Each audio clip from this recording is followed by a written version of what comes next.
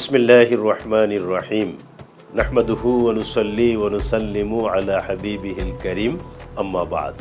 সুপ্রিয় দর্শক শ্রোতা, আসসালামু আলাইকুম ওয়া রাহমাতুল্লাহ। প্রিয় দর্শক,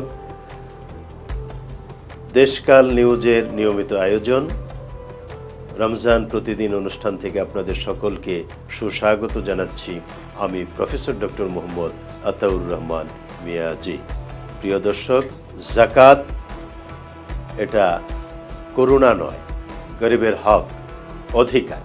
আমরা মনে করি যে যারা গরিব এদেরকে দয়া করে আমি টাকাটা পৌঁছাই দেব, এদেরকে জাকাতের লুঙ্গি দেব, শাড়ি দেব, তারা এসে আমার বাড়িতে লাইন ধরবে, আমি তাদের হাতে দেব, ওইদিকে ক্যামেরাম্যান ক্যামেরা নিয়ে আমার ছবি তুলবে, এগুলো পত্রপত্রিকায় ফলাও করে প্রচার করবে, টেলিভিশনে প্রচার করবে আমি যে একজন দানবীর, আমি সম্পদশালী, আমি ব্যবসায়ী, আমি শিল্পপতি, আমি এত লক্ষ কোটি টাকা জাকাতের লুঙ্গি শাড়ি দিলাম, এটা পৃথিবীর মানুষ দেখবে আর আমি বাহবা পাবো।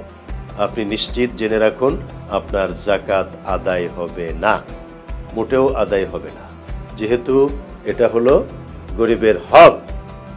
আল্লাহ তাআলা কোরআন কারীমে বলেছেন, ওয়াফি আমওয়ালিহিম হাক্কুন লিসাইলি ওয়াল মাহরুম।